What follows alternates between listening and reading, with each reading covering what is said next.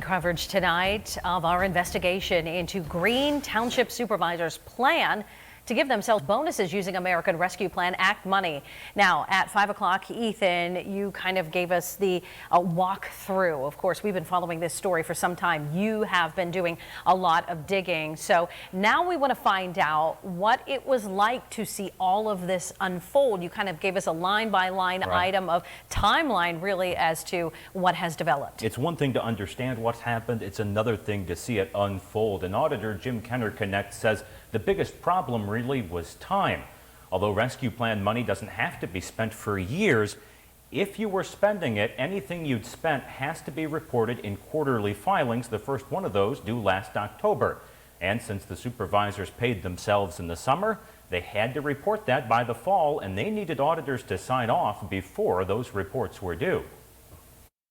On October 13th, Jim Kenner got a call from Greene Township secretary saying she needed to talk to him, and soon.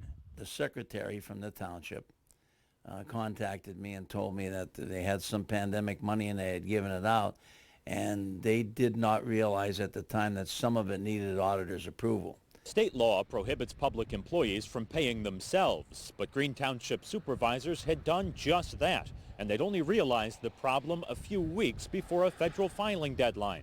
So Kenner and the other auditors faced a problem.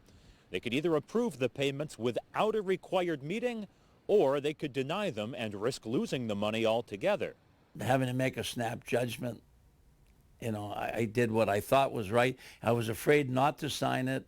Like I said, that our township would not receive any of the funding at all. So Kenner called another auditor, and they both signed off on the plan, making what they thought was the best choice in a difficult situation. If faced with the choice again, he's still not sure what he'd do. Given the circumstances and not have any time, I don't know.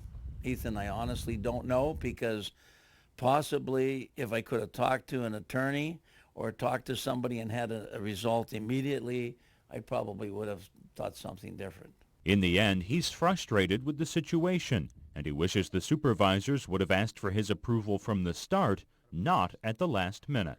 Had any of them called me, which again I want to indicate they did not, I would have probably told them I would certainly not give it to myself, and that's the only thing we had control over. And Eva, that really seems to be the crux of the problem here.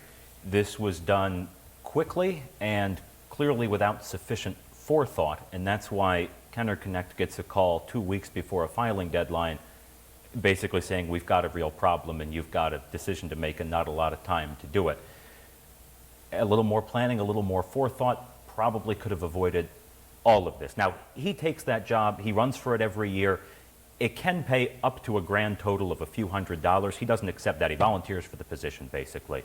But this is a tough one. It's a hard situation. Very sticky situation. So you are continuing to follow this, of course. You have more coming up at 6 o'clock, too. Oh, yes. We'll hear more from him about his thoughts sort of on how this money was spent. And we'll bring you up to speed with information we got less than an hour ago regarding our appeal of that right to know process. Tune in, Erie News Now at 6.